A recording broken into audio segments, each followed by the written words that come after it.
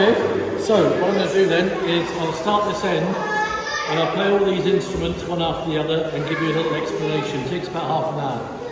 Alternatively, we are doing a show together at 2 o'clock in the King's Outer Hall, which is just over there. And then, what else is there? That's about it, really, I think. I'm here all day, like, basically. So, the Hurdy Gurdy. This instrument goes back 1,000 years, and it's the oldest continuous use instrument in Europe. In fact, there's some white sheets over there with some names on. They are all the names from the Hurdy Gurdy that I could find from across Europe. And this is one of the few instruments that is just European. The majority of instruments that we play in the West originated at some point in the East or the Middle East. So the majority of instruments in an orchestra started off in the Middle East, albeit in different shapes and forms.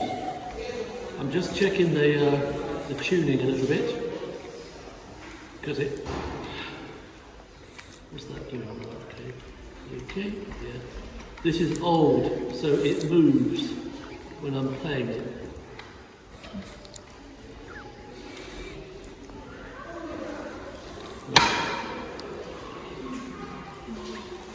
A 1,000 years ago, this was quite a big instrument called an organistrum, and it was to help professional singers called monks to sing to God. They had to do this every 4 hours, day and night, as they still do today. And it was a big instrument to imitate the male voice, and it was so big it had to have 2 people playing. One person turned the handle. That's all he did, turn the handle. And what this does is it turns a wooden wheel, and this is my bow. So we have a bridge like a normal violin, but we have a wheel instead of a bow.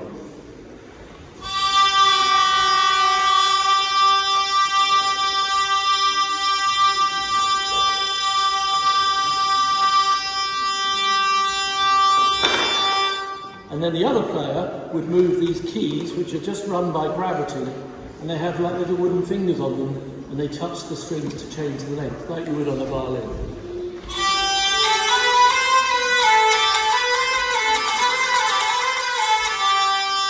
And because I have a keyboard, it means that I can play 2 strings at once, so I get twice the volume of just playing with my fingers, so that's an advantage.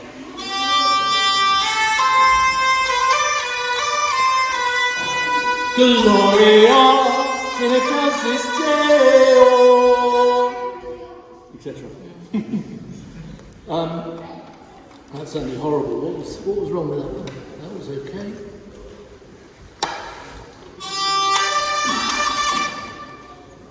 Each one of these strings, each one of these keys are tunable.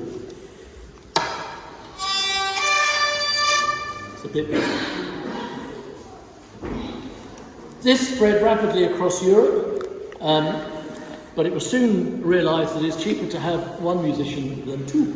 So they made it smaller, and they called this a symphony, which is an old Greek word meaning many voices. And in a symphony they found you could add strings to the wheel.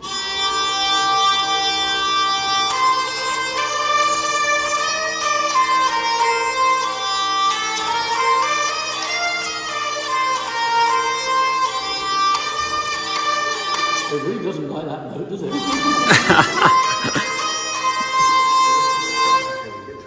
But it's even cheaper to have 1 musician than 3.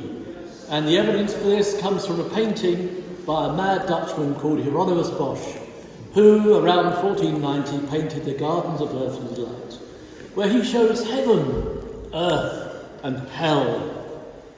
And if you look in hell, you can see one of these like that. And you can also see other instruments on this table. This has been copied from this painting. You're welcome to pick this up and have a look. It also has a lute on there, and if you look carefully, you can find one of these in a very rude place. It is supposed to be hell. On it, for the first time, it showed a new device.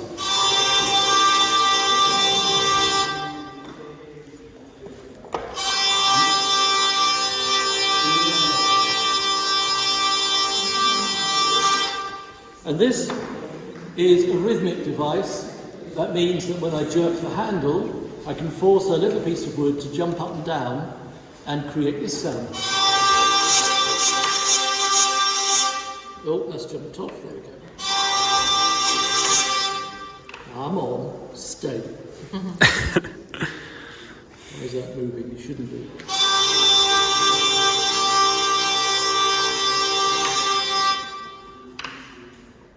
It's a new string, so it's playing up. It's declaring its independence.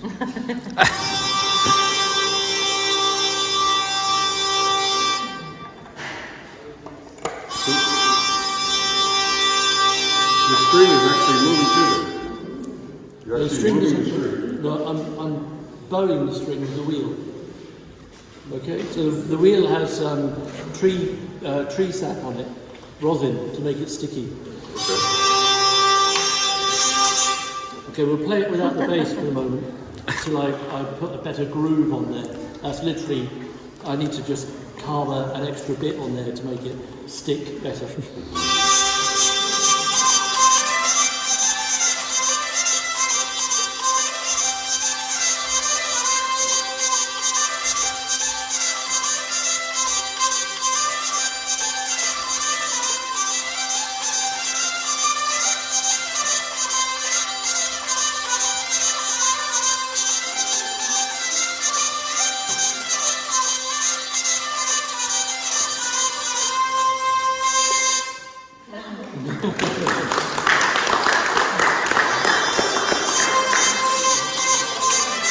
No, it's not going to stay on. Thank you very much. Take care. Thank you.